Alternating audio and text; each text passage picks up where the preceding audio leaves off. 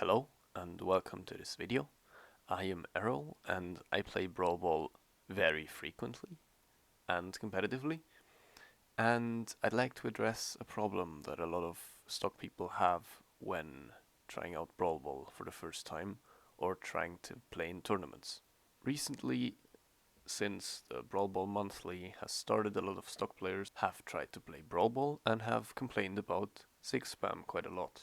Now I wanted to show you how to beat excessive 6 spam and what to do against the most used signatures in Brawlball. For this, I am going to be looking at a NA set from the November's Brawlball Monthly that showcases signatures being punished pretty well. Alright, we already have a pretty common situation in Brawlball. The red team is trying to attack with the defender staying behind the pillar and the support going in behind the runner. All three teammates of the blue team are in the goal zone and are trying to defend. We see the racks noticing the blue team being all on a line. The blue team's Cassidy is setting up a GC downlight on blasters, and the blue team's Artemis hitting the runner to remove the ball from its hand, and also the blue team's runner, the Ada, preparing for the ball to be dropped to get it out of the goal zone. Now let's let it play and see what happens. The Rax side sig gets stuffed out by the Cassidy's D-light.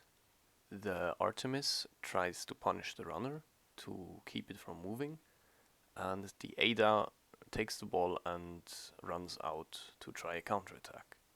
This way, with the help of blasters, the Rax side sig on lands is pretty easily diffused. Now on to the next situation. Almost the same as before, the Rax is trying to attack to follow the runner and is going in with a delayed side sig again.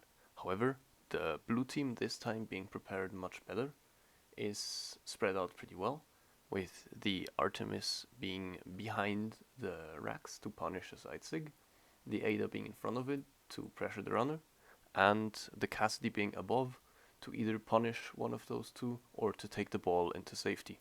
Now again, let's see what happens. The Ada gets hit while trying to pressure the runner. The Artemis punishes the runner with an unarmed sidelight from behind and goes to get a weapon, and the Cassidy follows the ball. Like that, despite all team members being unarmed, the Rax side sig is diffused and the attack is prevented. Now the blue team's trying to attack, sadly not learning from the red opponents.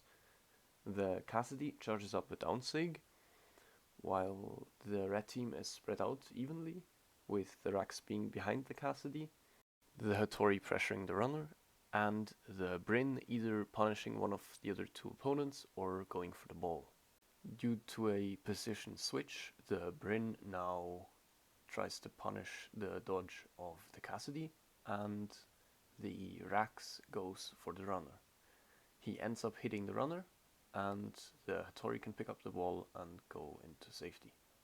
This opens up a counterattack for red team, which uses only unarmed attacks without a charge up time in order to keep the blue team in the air for as long as possible and allow the Hattori to score. So far you've seen how to counter big signatures in an attack, how to defend against them, and now I'd like to show you some of the most used signatures in Brawlball and how that also works for them. Okay, let's rewind a bit and see for Hattori's spear down sig. Similar to the other signatures, you can go over it, have one person be in front, one behind and one above it to punish it like the Rax side sig. This generally works for any moving signatures that have big hitboxes or move you away from the goal. Now, things like Munin's side sig are a bit harder to deal with, similar to Orion's spear down sig, because they either go into the air and cover the ground, or cover both sides. In that case, the person standing on the top has the job of punishing, or the person being behind if it manages to avoid being hit by the signature. All in all, a good idea is to have a set task for each position. I'd say the runner should try to get the ball, the defender tries to go for the opposing runner, and the support should try to punish the opposing support. If the support on your team is not near you to help defend, the defender should try to go for the opposing support, and the runner should pressure the opposing runner as well. Now, I hope this video helps you, and if you're interested in Brawl Ball tournaments, you should check out Major League Brawl Ball on YouTube, Twitch, and Discord. The Battle Pass Stadium, apparently I've been told that it's horrendous and should never be played on. Yes, we've tried it.